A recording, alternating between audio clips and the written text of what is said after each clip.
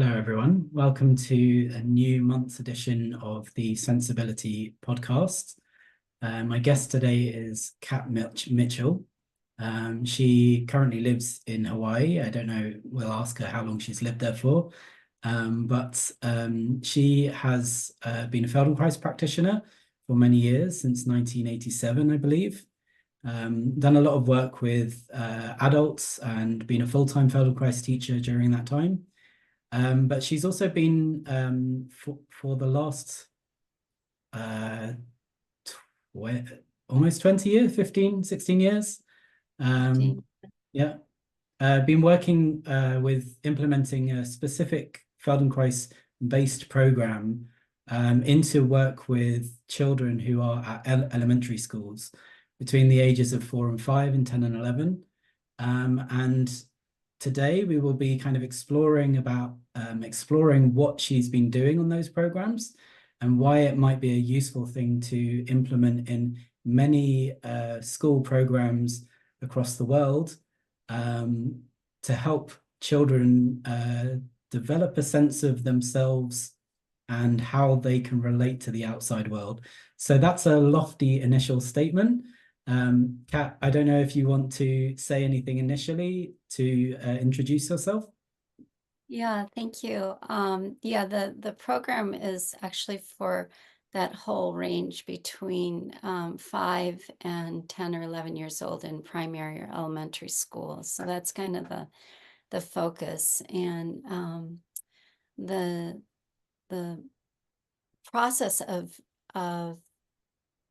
how we kind of evolved this program and got into the schools and watched how it developed is really it's the foundation is Feldenkrais work, but it was the term in Feldenkrais work as we use is functional integration. It's like we use what schools are doing already to help them implement and weave this kind of understanding of a child into what they're already doing. So I just want to clarify that a little bit. Yeah, that's fine. There's so much, yeah. Yeah, so we will go into it in more detail. Just to kind of give the name of this process to people. This is the Wellness Through Movement program that Kat, you can find more information on her website. The work that you've done on this program, you have, I mean, as we were talking earlier, you've mentioned that you've seen the positive effects of this through the ongoing lifespan of the child that you've worked with. So I think that's an initial point that I'd like to raise. And perhaps as we kind of go through and talk about this, you could give some examples of the children that you've worked with, the changes that you've seen. But it would be great if you could start off with introducing kind of what the program is and how it works and what it is that you're trying to help the child with. Okay, yeah, that's a good question. Yeah, the main focus is to give children more awareness of their inner me, their sense of themselves to their world around them. So we see in schools and in children's lives so much information with children being trained to point their attention outside of themselves to understand what's going on, even if it's really what's going on inside of them.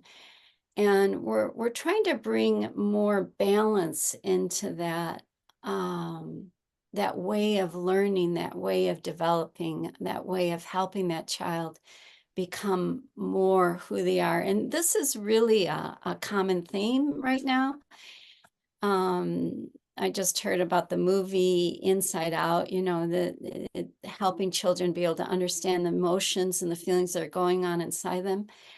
This program is the same, it's going down the same highway, but it's paralleling it with really the nature of how cognition develops and how consciousness develops. And And that is that these children are feeling creatures that think. They're not thinking creatures that feel. And we're giving them the tangible feeling of what's going on in their bodies to understand what's happening inside of them to what's happening to around them.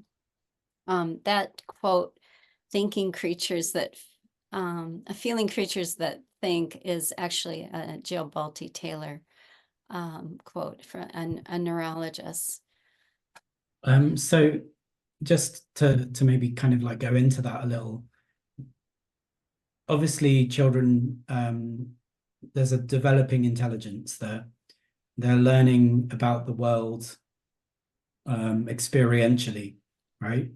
They're also engaged in a more formal learning process, which is, to some extent, you could say, like knowledge acquisition, right? What it sounds to me like you're what you're adding into that is something more to do with themselves and how they feel they relate to the world. It's like a slight paradigm shift to the learning process. Would you say that's accurate? Yeah, and I don't know if I want to say paradigm shift as much as introducing the other half of how we learn. And that's what's the, the Scientific American Mind has a great quote. They say a low-level sensory and motor circuits do not feed cognition. They are cognition.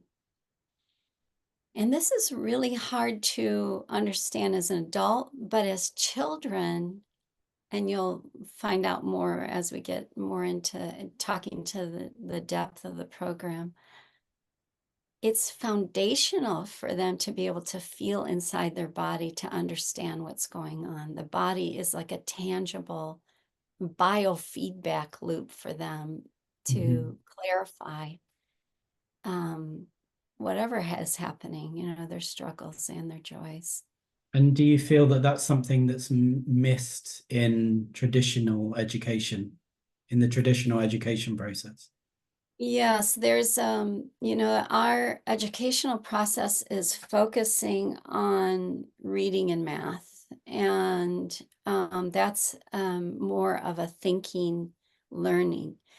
But who's learning and who's learning how to read, the feeling behind how they are understanding the reading lesson is foundational. I'll give you an example. We were like a physical education program for this other program in University of North Carolina called All Kinds of Minds. And they had one section that was for physical education. And in their program, they wanted the teachers to pick one child and see what the challenge was, and try to measure a difference and see if anything changed by the end of the program. And we did a technique that was foundational with the Wellness Through Movement.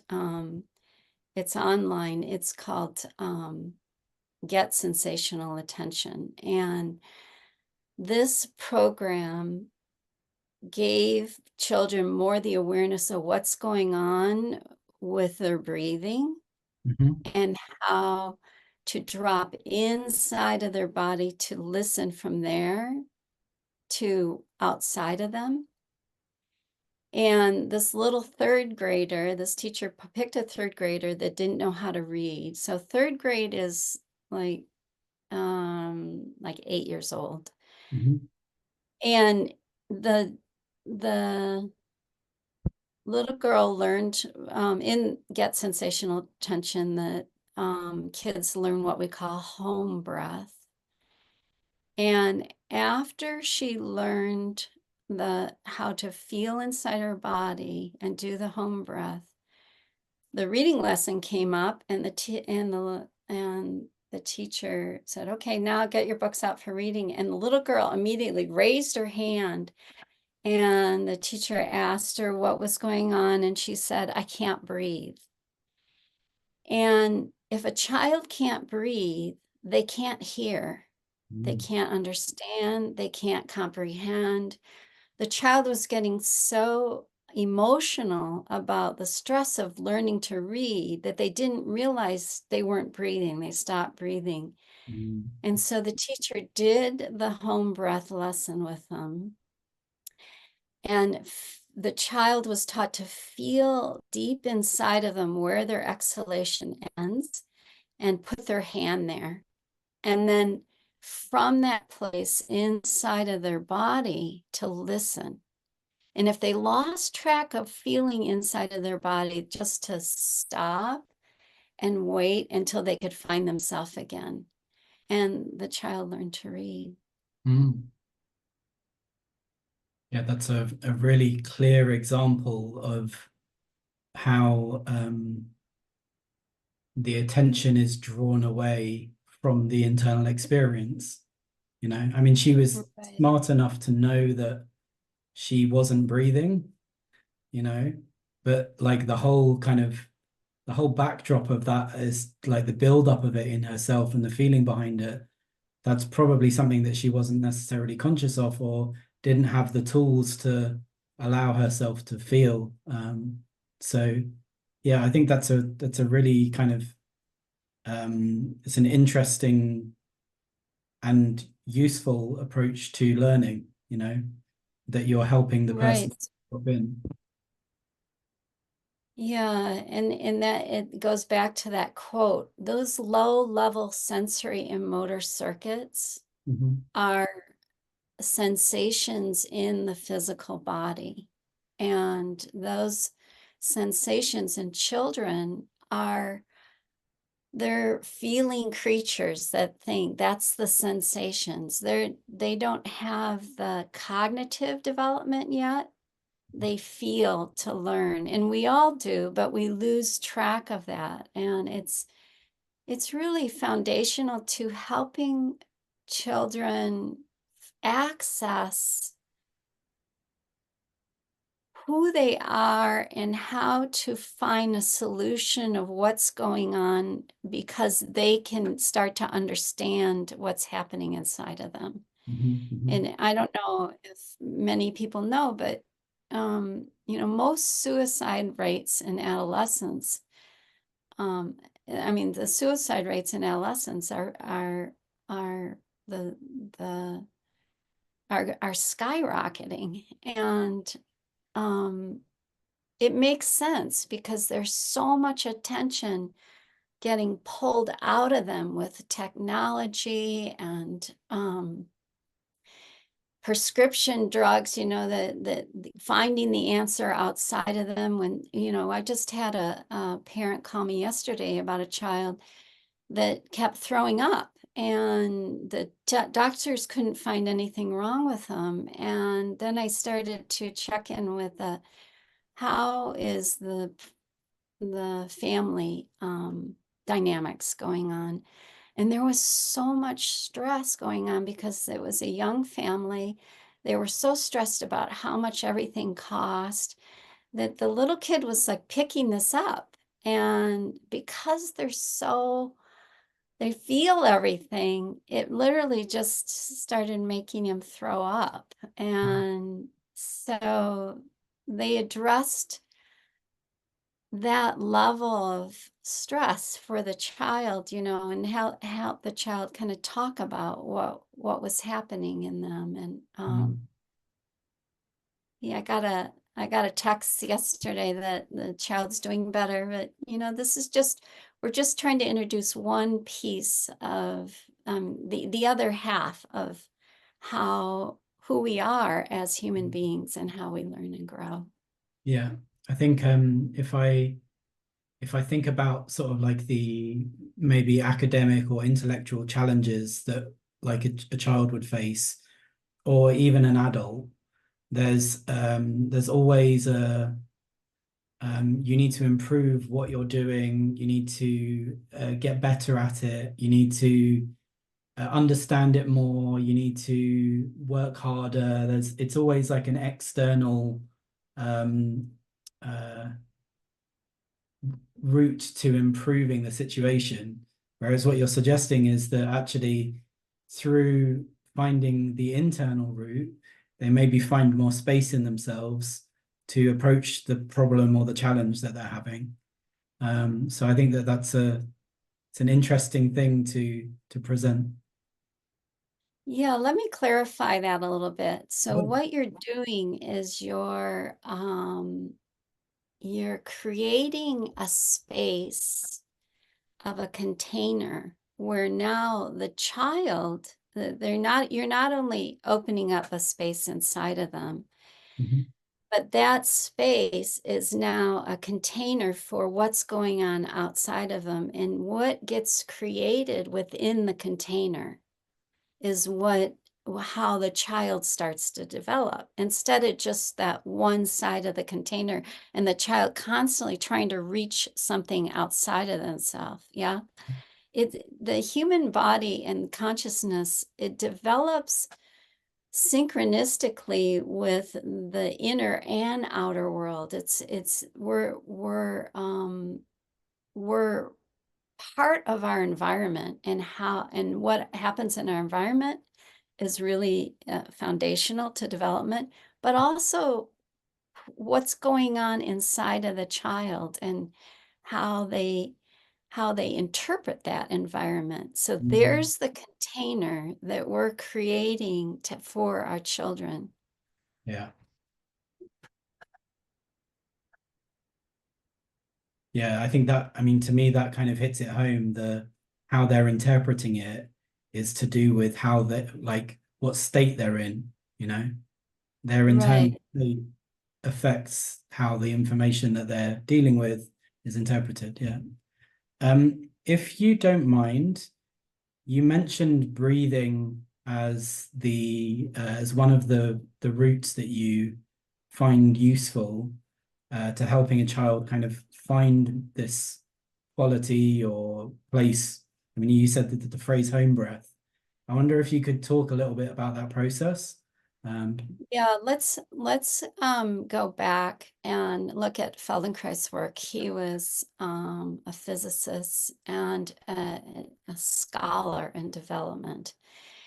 And if you look at breathing, breathing changes according to how you feel or how you move, or what if the feeling is of pain or the feeling is of an emotion.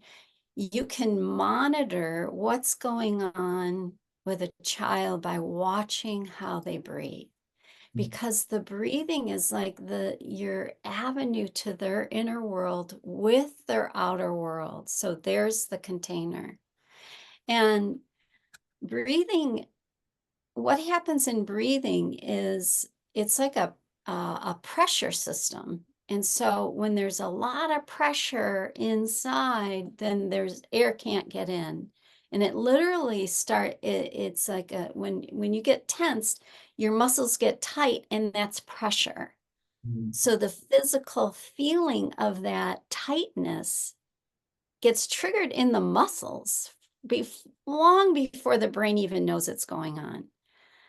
But for children, if they can start to remember to feel what's going on in their body, then they get a sense, oh, I'm feeling under pressure. I'm feeling it.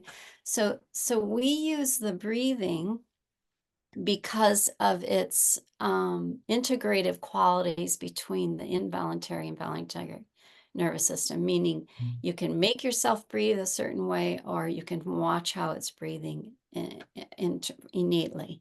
mhm, Then we use the sensation of movement of breath as on an exhalation, and we exhale, we have the kids exhale, home, and we're using the feeling vibration of sound. mhm, That's a movement, and movement helps to help children feel inside of them. It starts to help to train attention to turn inward and kind of follow down inside. Wherever that exhalation stops will be according to the nature of how the child behaves or acts. So if they carry a lot of tension in their chest, the exhalation may just stop right here. And in Feldenkrais work, you always want to address where they are and how to help move from there to a more healthy and integrative way. So children are asked to put their hand on where they feel the exhalation stop. And that spot is what we call home. And can I give you an example of how we integrate this? So the best way to teach this is through games and having fun, because kids are, if the kids are having fun, you're using more sensory motor circuits. So we teach personal bubbles freeze dance. And what we do is we put on blast out music. Let's go crazy. And we create a container and we do this personal bubbles freeze dance. So you have a personal bubble and you have a container and you run around and you can't bump into each other. And, imagine 22 5-year-olds running around in, like a 15 by 20 foot coned off area. Within seconds, they're bumping into each other.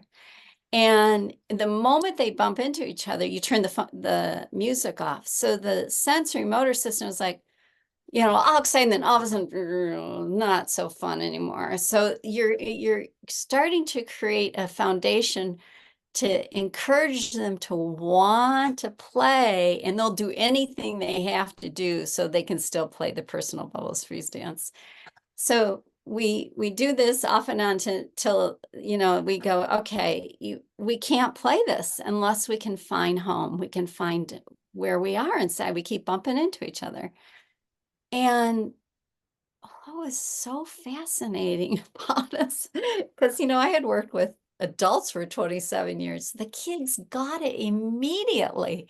Like immediately, they knew where they were in space. They were more sensitive and empathetic to how to move around small areas, because we created little obstacle courses in the boundaries. And they became more, I don't want to say compassionate, but like at the beginning when they were bumping into her, it's like, and then it was like, whoa, where's home? Where's home? And we do the home breath, drop them in. Okay, let's hear what home says about the situation. Immediately, their emotions just totally centered and calmed and said, well, I felt like when you bumped into me, you did that on purpose and it didn't feel good. And then the other little kid goes, no, I was just playing and having fun. And I just wanted to have as much fun as possible because I only had a certain amount of time. It was like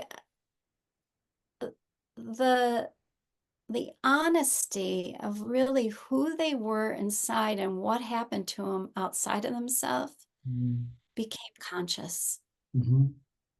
And that is what we try to implement, giving kids space and time to become more conscious and honest about what's happening inside of them. I mean, that's a like a perfect example, like a perfect like a description of what the programs does. Do you have any kind of like long-term anecdotes of people that, like children that you've worked with at that level, working with personal bubble freeze dancing, and how that's kind of translated into them kind of growing into little adults or even adults? Yeah, we had to get testimony from, we did the program, our pilot school was below poverty level rural area. And we had to get a testimony from the principal. So I called him up like 8 years later after we had not been in the schools. And the testimony is on the website. He said, we were specifically talking about one child that was pretty emotionally upset and didn't have any friends, couldn't learn, wasn't understanding anything academically. And he said that, and he made a major shift during the program. And he said that 8 years later, that child is still, we wouldn't have recognized him from before he learned it. And I want to say that it wasn't just about the program. It was because that school created a culture of everybody needs to go inside and listen from there and come from there to share what's going on outside of themselves. The parents, the teachers, we got one email from a mother that said, I just went to McDonald's and I drove up and I drove away and they forgot to give me cream for my coffee. And I was so mad. And my daughter, she's 5-year-old, she's sitting next to her and she goes, Mommy, you need to learn the home breath. And it's really when the parents started using it in their home, as well as the teachers using it in the school, for the first 3 years, we did the program, and I went back 3 years later and I said to the kids, I said, so do you remember what we did? And they were like, no. And I was like, okay, I'm missing something in this program, It's not about me just coming in and doing this program and then forgetting. And I realized that those kids only did the home breath in the 40 minutes that we had them that part of the day, but the other 8-10 hours a day, they didn't know that they could use it in other venues and avenues. It was the adults, the environment the adults created that helped the child use this to how to function through life, to understand, how this is really a life skill that can be integrated into any school culture, or whatever school culture is interested in improving the ethics of a child. Yeah, I mean, just on that point, it was kind of occurring to me as you were saying it, that this is a developed skill. This ability to listen to oneself and use that as a reference point through your daily experiences is something that is a learned skill and something we can improve on. That's the beauty of the learning this at a young age, because at a young age, younger children, 4 or 5, those that have younger children that are in the elementary schools below 8 years old, they're so pure and they're so open to learning. And if they learn it when they're so full of their hearts, it's easier to implement it as you get older, and it needs practice. Like it's like a muscle, you need to practice it. And this might be hard to believe, but I worked with chronic conditions for 27 years, and this sense we call of the sensory body, this sense can help also address physical conditions, because chronic pain and challenges don't just happen overnight. They happen in relationship to a long period of what's going on that we're doing in our life that maybe we don't know we're doing. And I guarantee you, if there's pain, there's something that you're doing, you don't know you're doing. So it can help with also your physical health and vitality as you age. I've been doing it for 40 years, and I can tell you, after tens of thousands of people, it's foundational to how the human body and mind function. And if you learn how the two work together, they work together better. Yeah. Yeah. And I mean, it's like, it just to kind of clarify the sort of strikiness that this isn't something that is widely taught or widely understood, you know? Yeah, we did. We were at Kennedy Krieger, which is they work and they're associate of Johns Hopkins. And we worked with the kind of just making sure that what we were teaching could also be neurologically true. And the most cutting edge researchers understand that this sensory motor circuits are foundational to recognizing what we're doing and how we develop. And those parents that have children, since attention deficit is skyrocketing, anxiety levels are skyrocketing, since there's a lot there, I just want to address that those parents that have children that have attention deficit or high level anxiety, they're finding that even at the importance of the body and the movement of the body is foundational to how the brain starts to develop. And they're looking at the movement of infants. And if an infant is missing one developmental movement, so developmental movements are kind of like they're innate building blocks of motion that start to create the foundation of how the skeleton gets carried and through its life.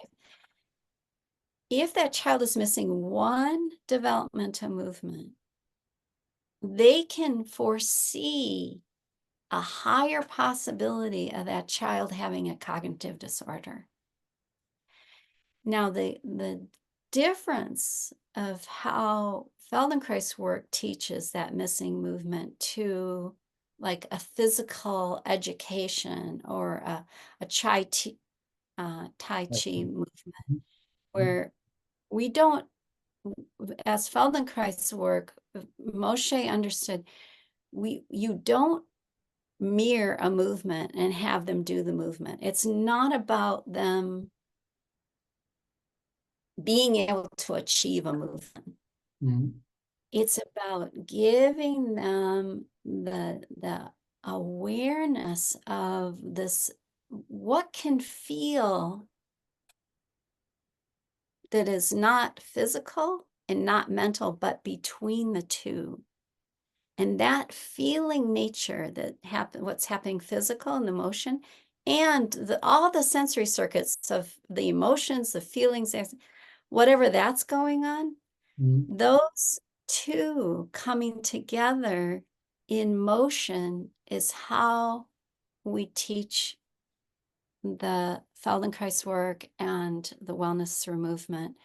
We never mirrored an action to have them learn it. Because again, if you're doing that, you're pulling their attention outside of themselves. And the intention for just this space and time is to help balance that way of teaching, to letting their attention go inside of themselves. Yeah. Great. I like the words that I would put on that is the difference between implicit and explicit. That, there's learning that happens that's taught externally, we read a book that someone else has written, or someone shows us a movement to play tennis better, but the implicit learning of it would be you feeling what you're doing and knowing why what you're doing isn't giving you the result that you want, you know, and you need to feel that. No one can teach you that. Exactly. Mm. That's a really, really important point. Thank you for saying that. It's really, if anybody remembers anything from this interview, it should be that. No, no, that's it. I really Because like it the is concept of home breath. I'm sorry. I really like the concept of home breath. That's something that I will be thinking about. And, you know, for Mm. myself as well, I think it's a really useful idea. It's really, I mean, everybody just even try it for just a few minutes. Like if you have some kind of stress going on outside of you, Mhm. throw your attention inward and try to feel something to grab a hold of and inside of your body and stay there. If you lose it, don't react to what's outside of yourself until you can feel both what's inside of you and what that would say. Mhm. You'll see an immediate difference in how you're perceiving the world outside of you, because now it's just not what's outside of you. Mhm. Yeah, yeah, really good. Okay, I mean, I feel like we've covered we've covered things. Is there anything that you would want to kind of close with? I guess the most important thing is I I archived all of this on the website. And if you go to the website, it's divided into audiences. So researchers, teachers, parents, and schools. Mhm. And if you click on that, you can follow through more information if you want it. If you want to just go right to some of the lessons, Mhm. go to get started. And that will give you a very simple way to start to open this door that we're talking about. Mhm. I also want to say that what's on the website is what anybody can do. And there's a book that the superintendent of Hawaii and I, we put together, and these were the lessons that we think anybody can do. Mhm. The children that have cognitive disorders that are really challenged, they need to go to a Feldenkrais practitioner because Mhm. there's too much information going on specifically for that child that needs to be one-on-one. Mhm. And when we were in the schools, we tried to, train other people to do it, but really we found that you do need a Feldenkrais practitioner for very severe disorders. Mhm. And Interesting. the last thing I want to say is the program's called Wellness Through Movement. And when you put in Wellness Through Movement, it's just me putting this up, and I'm not a tech person. And everything's free. So you might have a hard time finding it unless you put .com and no like .uk or and you'll find it. We do have the domains wellnessthroughmovement.com. Don't worry, we will put links there. I was going to ask you what the address was, but we'll put links on the YouTube page for people to access it. Yeah, Oh, thank you. Thank great. you. Okay, well, thank you so much, Kat. I've really enjoyed this. All right. Yeah, So it's been much for great to have you on. And just for everyone else, there will be one other podcast interview for this edition. We also have an article. So if you haven't signed up for the newsletter, please do so. The link will be in the description. Okay, thanks very much. See you next month. Thank